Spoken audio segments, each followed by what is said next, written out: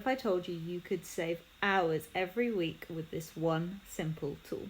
Hi, I'm Hannah, a primary teacher of over 10 years and the founder of Teacher Advice Hub. Okay, I lied. I'm going to tell you about 3 tools, but they're all based off one thing, and that is AI. Probably the most famous AI tool is Chat GPT, and you may already be using this, and I'm going to tell you how I personally use it. Number 1 is creating lesson plans. So you have to be really specific, and I'm going to write a prompt that I could use to help create a lesson. Create a history lesson for a mixed ability Year 5 class following the national curriculum that explores Queen Victoria's reign. I want source material to be used and want the focus to be about the impact she had on society and the roles of women at the time. Please also create any relevant resources needed for the lesson. Now remember, if you don't put something good in, you're not going to get something good out. But it is okay to sort of add bits in if you've forgotten afterwards. Just be aware of the environmental impact of using AI, so try to just have minimal conversations.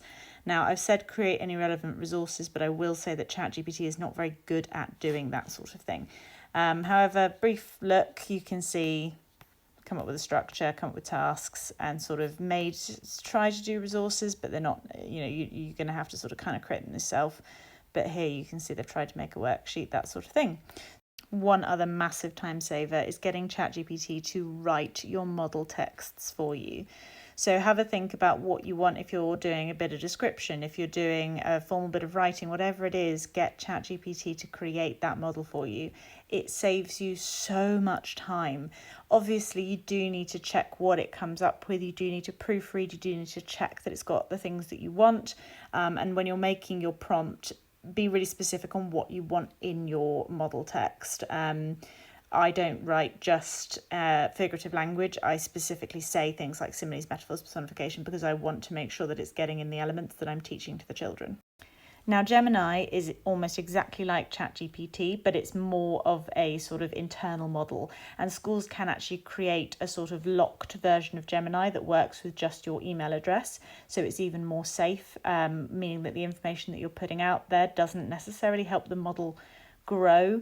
Whereas ChatGPT, it kind of goes out into the ether, as it were. I'm not an expert on this sort of thing, so do correct me if I'm wrong. But this is probably better if you're struggling to write emails or you want help with creating some phrases for report writing, for example. Just on an ethical standpoint, be very careful. Do not put in any names or any obvious identifiable features. Finally, Magic School. Magic School is a really great starting point because it can create those resources that ChatGPT can't.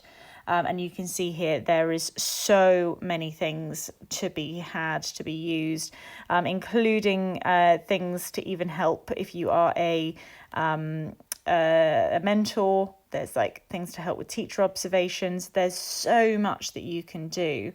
And this is actually quite a lovely resource to use with the children to sort of introduce them to AI, song generator, that sort of thing. And look, you've got email responder. Ultimately, whether you like it or not, AI is here, and it is here to make our lives easier. It's not here to replace teachers. It's here to empower teachers.